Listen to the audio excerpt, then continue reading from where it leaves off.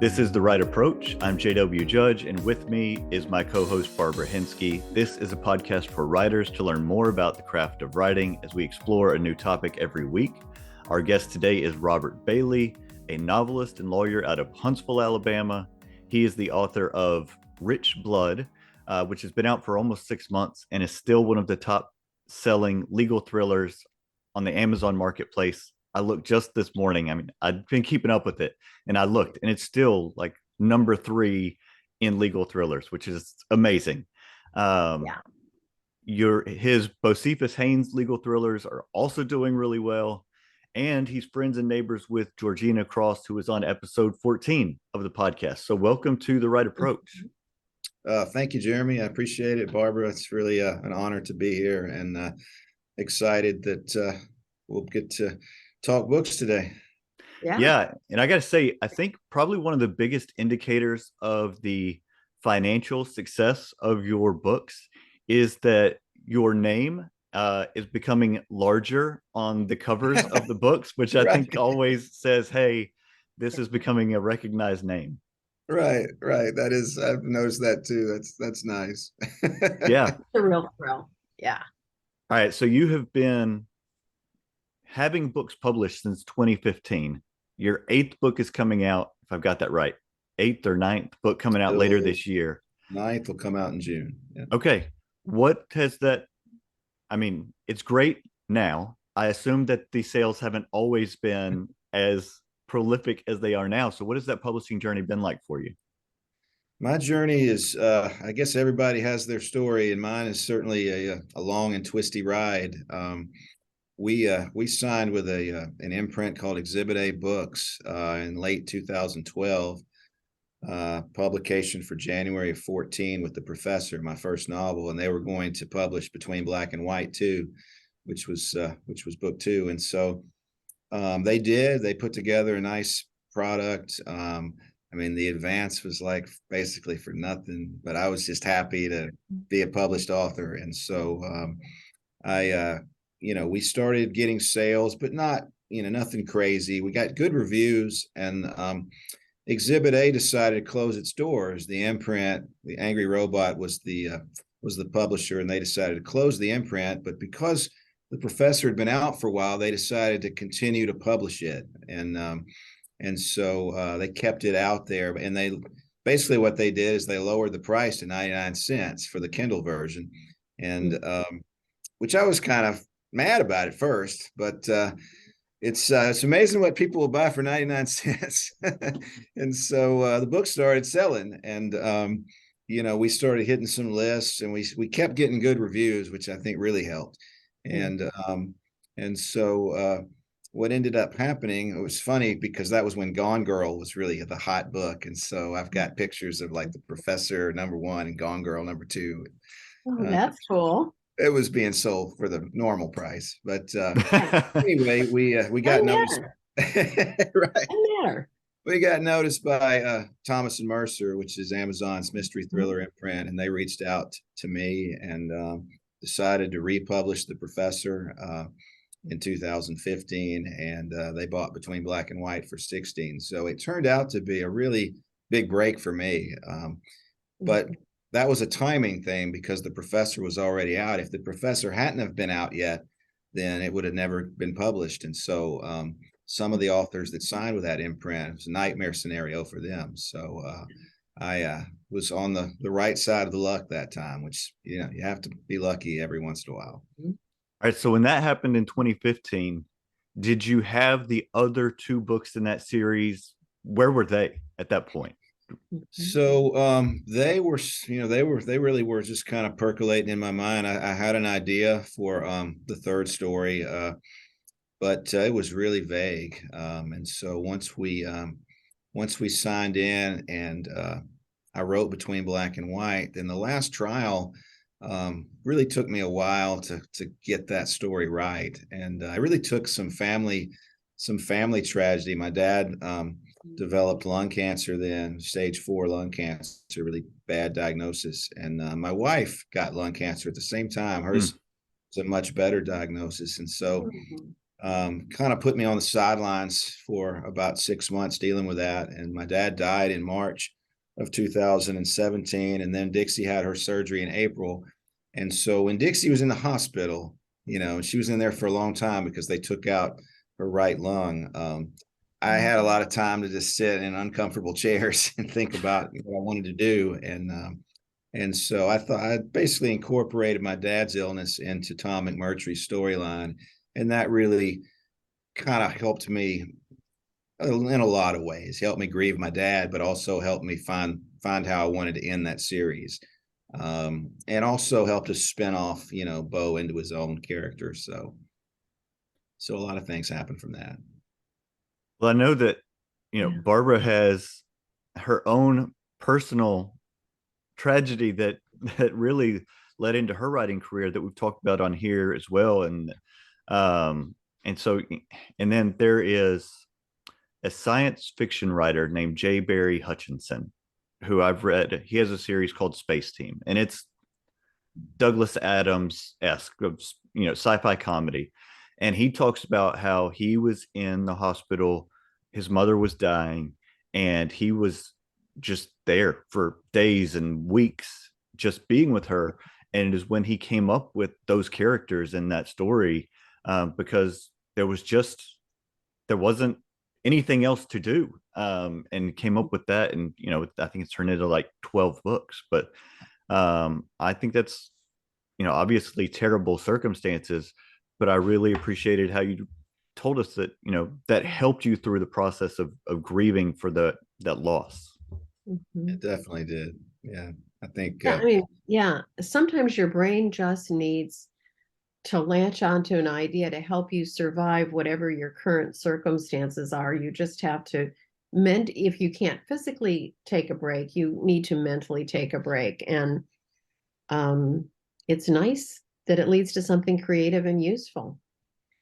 Yeah, it was definitely for me, the last 2 books in the McMurtry series, and then my novel, The Golfer's Carol, which is kind of an inspirational story. All 3 of those books were really kind of found their roots in those circumstances. And I hope The Golfer's Carol particularly will help people, that deal with hard times. But writing it really helped me, just because I got to mourn my dad. And with Dixie being so sick, I really didn't have a chance to do that, until she was kind of past her, once she got the all clear. And she's been, now she's been 5 years out. So she's doing great. But that was good. It was good for me to do something with that, I think, to sort of an escape for me, an outlet, and hopefully it'll help other folks too. Yeah. And you're still practicing full time, aren't you? I'm practicing. I think the full-time part of it is definitely scaled back some. I wouldn't say it's completely part-time. Jeremy and I were just talking about, a trial I had in January that got settled at the last moment. My schedule is a little more limited now. I don't have quite the caseload, which is really good. It was in the 2017, 18, 19 time frame. It was really hard because I had several trials, and just working through all that family stuff, and then trying to, it was like a seesaw. I would get on the seesaw practicing law, and it would just be all or nothing. And then I'd come out of that and have a writing deadline. And so it was just, it was like your engine was always, wah, yeah, that's miserable. Yeah. So now it's a lot more reasonable. And so that's been good.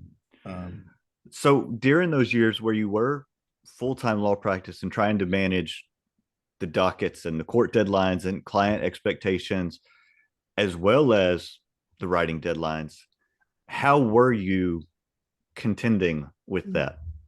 It's hard. I think for me, management of time I've always been a busy person. So managing time has always been something that I've sort of looked at as a challenge. And initially as a writer, I wrote really early in the morning. I'd get up at 4 and I'd write from like 4:30 to 7 before work started. And so it never really interfered.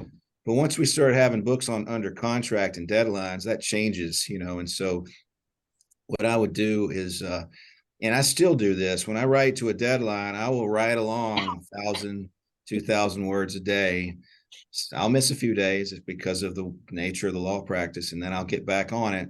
And then when I get to around page 175 or so, not sure what happened there. Oh, sorry about that. Let's No, see. you're good on your end. We can still see and hear you. Yeah. I was coughing, so I muted myself.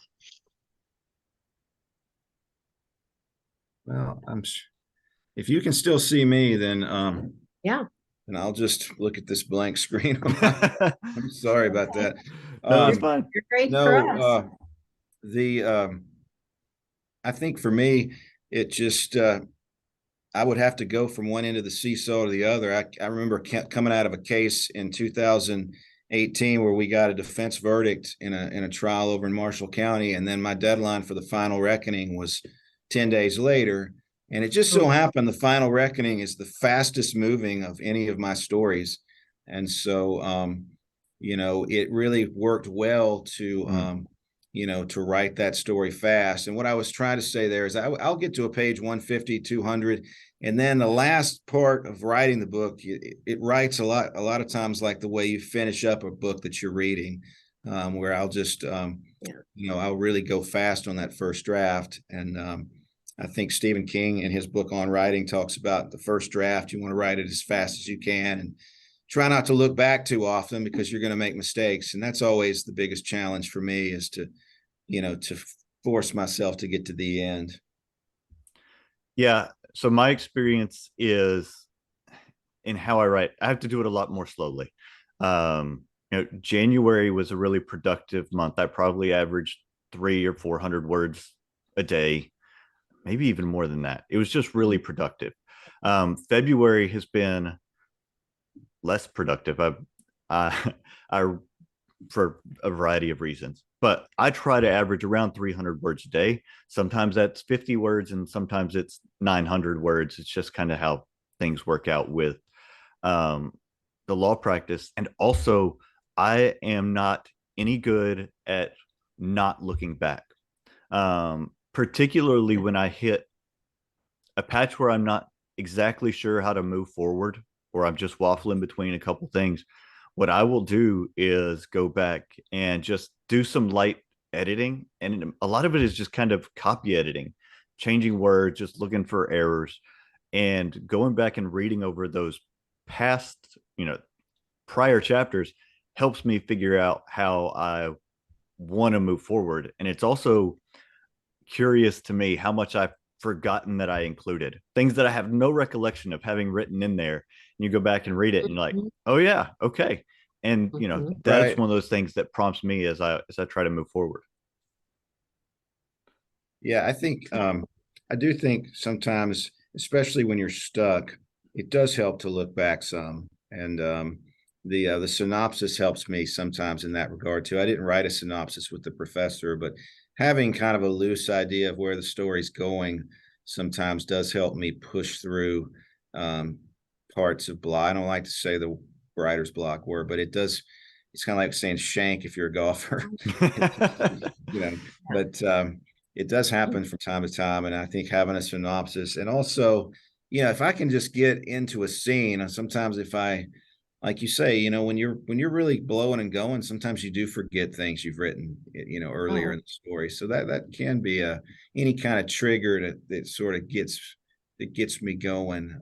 And a lot of times that can just be writing some dialogue or a pretty like what would seem to be an irrelevant scene. And the next thing you know, you've got, 4 or 5 pages. Yeah.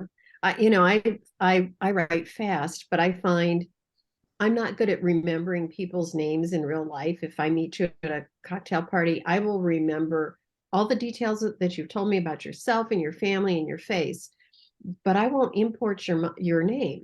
And that follows through in my writing. So I'm frequently going back. I try to write with a piece of paper next to me so I can write down the names of, especially names of pets. I never remember those. I try to write them down, but if I don't, then I'm always scrolling back to find out who was that? And they're, especially I'll remember my main characters, but people's spouses and their kids and their bogs, no. So yeah, sometimes it's just impossible not to cast your glance back. Yeah.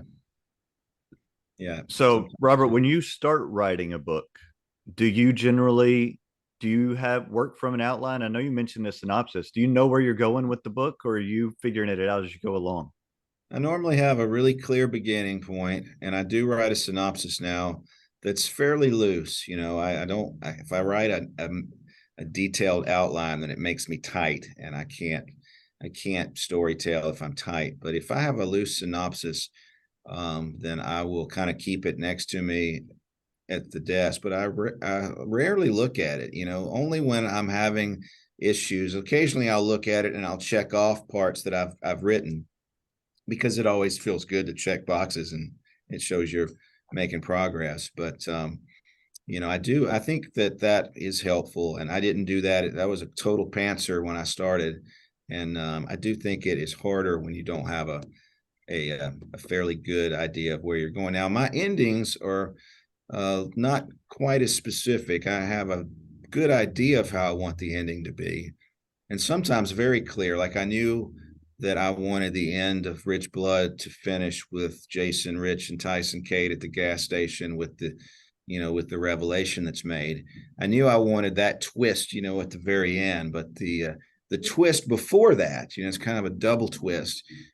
That took a while to develop. I really didn't quite have that until I got into the story.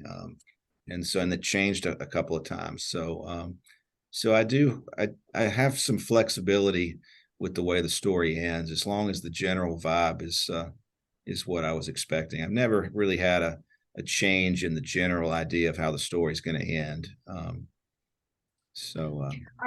Are you still writing for Thomas and Mercer, and do they want to see a synopsis? They do. As part of it?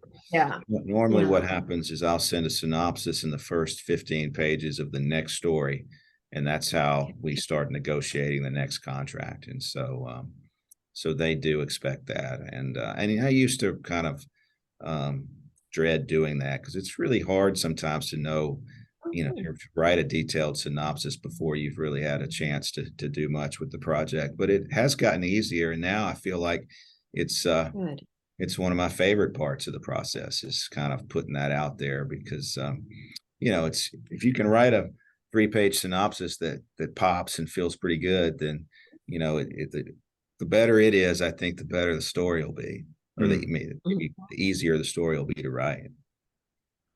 And are you going book by book, or do you do 2 and 3 book deals? How are you working that? So I have had them both ways. The first couple of deals I had with them were 2-book deals. Seems like we had one deal that was a 1-book deal. I want to say the last trial was the last trial was a 1-book deal. And then we went Final Reckoning and Legacy of Lies. And then we went The Wrong Side and Rich Blood. So we're coming up on another, contract, and we pretty close to nailing it down with the third Jason Rich book. So excited about where that's going. That's really exciting and admirable. Do you have the titles before you start on them, or do the titles come later? Your titles I always have a working title, and for The Professor and Between Black and White, they went with the titles that I had chosen. For The Last Trial, I really struggled with The Last Trial as to what I wanted that title to be. I can't. I think I had a sort of a really vague title for that dealt with one of the sub characters' sayings, with something that she would say a lot, and the publisher didn't think it was going to work for the branding of the story, for the marketing. And so we came back with The Last Trial, which is kind of generic legal thrillery, and I wasn't crazy about it, but they were right. I mean, it really worked well for the story. And then for the Final Reckoning, initially we were going to, which I love that title, and we were initially going to call it The Reckoning. And then right before, we're about to make our announcement, John Grisham announces he's coming out with a book called The Reckoning.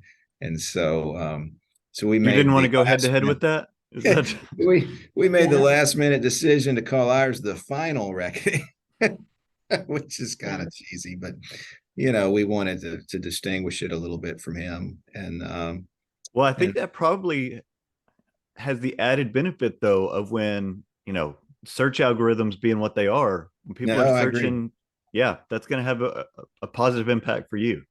I agree. And then with Legacy of Lies, my working title for that story was The General. I really liked the general character, Helen Lewis, and I thought she, the book was a lot about her. She was the client in the book for Bo Cephas Haynes, but we changed it to Legacy of Lies because of the publisher was worried that if we called it The General, people would think it was a military style book or something. And so normally they're right about the titles. We really haven't gotten into any big arguments about the title. The Rich Blood, I wanted the initial title of that was going to be The Gaslighter, because the character Jana is like this gaslighting sister that makes Jason feel crazy. I thought that was a cool name, but again, they came back and said it sounded like a horror book instead of a thriller. And so we decided to do something with Jason Rich's name, with the Rich Blood, and now the sequel will be called Rich Waters, and the third book is going to be called Guilty Rich. So branding his name. So some of that is out of my wheelhouse in terms of how they, you were talking about algorithms and whatnot, how they put that together so that we'll get more hits and more clicks and more purchases. And I've been pretty pleased with it overall. Yeah. I think Amazon knows how to title things to sell stuff. I think you're probably pretty wise to rely on them. They do a good job. When I went with Thomas and Mercer, I was, it was sort of a leap because, we weren't going to be in bookstores as much. And, there was at that time a real, the independent stores and the Barnes and Nobles of the world kind of turned your nose up at the Thomas and Mercer products. And but now, it's been 7 or 8 years, and that's changed a good bit. The independent stores don't seem to care anymore, and I get carried in most of them now. And Books A Million has carried all of my books, and Barnes and Noble is still kind of prickly, but they've changed their whole business model now. They just don't carry as much of anything anymore. So so that doesn't bother me as bad. And most people buy books online now. Absolutely. We have a local store here called the Snail on the Wall Bookstore that is basically a local Amazon. I mean, she runs the store out of her house and she ships books to people, and she has been phenomenally successful because it's a local store but with the same type of model that, of making it easier on the customer. And that's the way of the future, it seems like. Well, I want to switch tracks a little bit and talk about networking with other authors, because I know this is something that you have done. And in fact, it's how you and I have met. So a couple of months ago, we had Georgina Cross on, and she mentioned you, and I had been aware of you and followed your books for several years. But despite being only, 90 miles apart, you and I have never crossed paths. And so I was in Huntsville a few weeks ago. I think maybe it was December. And I was at a hearing and it wrapped up earlier than expected. So on a whim, I just called you and asked if we could meet, which is very much out of my comfort zone. I am an introvert and happily introverted. And, and so I just did it. You took we sat down and chatted about writing and books and for 15 or 20 minutes. And you talked about some of your own networking experiences and going to conferences and how that's benefited you. So what will you share that with us about, networking with other authors and what that's done for you? I think the writing community by and large is a community that roots for each other. And, my experience has been that, most authors who have become successful, even the biggest authors, the Michael Connollys, the Patricia Cornwells of the world, are very gracious, in terms of, sharing thoughts, ideas with other authors, and from unpublished writers to all the way to that level. I think it's a community that roots for each other, and I think it starts there. And I think everybody's doing something they love. That it's a most writers love to read, and so it's I think there is probably a competitive vibe that you feel there in terms of wanting to be number one or whatever. I mean, I love being, high rankings and big sales and stuff, but I think the camaraderie of the profession is definitely something that is nice, and everybody seems to get along, and there's a lot of cutting up. And I think because we're all sort of introverts, when you get a bunch of writers together in a conference, there's a lot of letting loose and having fun and telling stories and war stories of everybody's winding path to where they are now, and so I think that's a sort of a shared fun thing.